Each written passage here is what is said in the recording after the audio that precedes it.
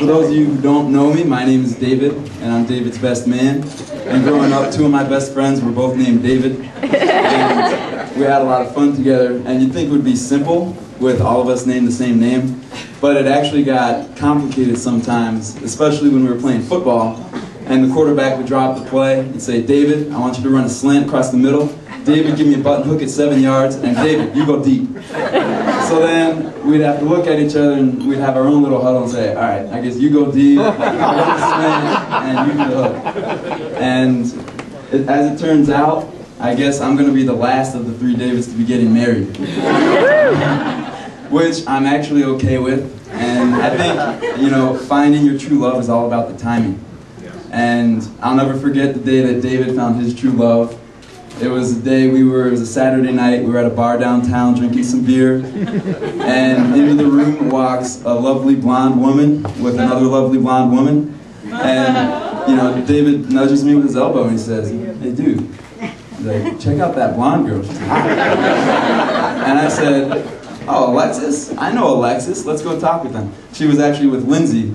And we went up there and I introduced them and they hit it off great, and the four of us were, you know, having a blast that night up until closing, at which point I told David, come on, get her number. And he was too much of a chick, he was like, I don't know. And I said, no, come on, you need to ask her for her number. And he was like, nah, it's fine. So I said, all right, because I was already friends with Alexis, I said, well, Alexis, can we hang out again, the four of us sometime? And she said, sure, so we exchanged numbers. And then 2 weeks later, I get a phone call from Alexis, and she invites us to go hang out at a party in Manhattan. And although I couldn't go, I said, well, you know what, I think David McCarthy would love it. And she said, oh yes, please tell him. So I immediately called David and I said, you need to go to this party. And I give him a lot of props for his next move, because he, after just knowing Alexis for one night, he got on a train by himself to Manhattan and met him up at the party, and the rest was history. And they look so good together. Bravo, yeah! I've actually known David since I was 4 and Alexis since we were 11. And after all those years, I never pictured the two of them together until that night. The first time I met Alexis was in Mr. Orticelli's 6th grade double advanced pre-algebra class. So even though I didn't know Alexis at all, right off the bat I knew that she was good with numbers, which I think is a good match for David because he's more of the linguistic type. So I'm hoping that in the future Alexis will be the one to make the final decision for finances. But Alexis, not only being good in math, she's just such a sweetheart.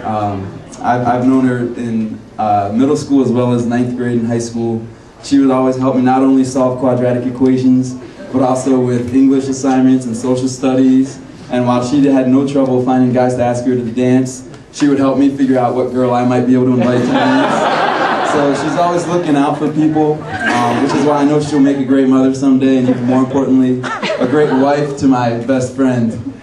And actually, David came out last winter to go skiing, because I live in Colorado, and he flew out to go skiing, because that was the plan. We didn't get to go skiing because he wasn't acclimated to the elevation of the Colorado Rockies. So when we get off the chairlift at 12,000 feet high, he says, you know, I'm not feeling right. And so we made it down one run, and we're going back up the chairlift again. He says, you know, I'm gonna have to sit down. I don't even know what's going on with me.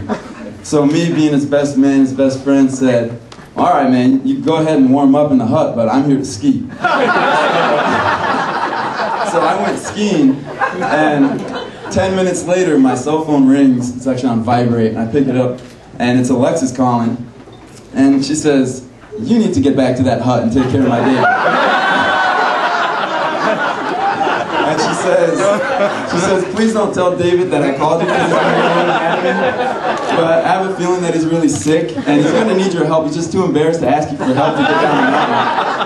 So I head back to the warming hut, and I find David, and he's in the hut, and he's on the phone with Alexis, and he's like, yeah, I think I'm going to make it. I think I'm going to make it. And meanwhile, Alexis is at home on the internet looking up everything there is to know about altitude sickness.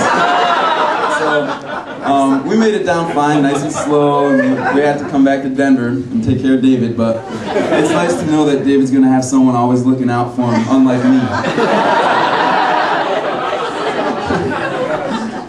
When David was a little kid about this tall, he was that little pipsqueak that always got picked last in sports. And growing up, you know, as much as he loved to play, he just didn't have that much coordination.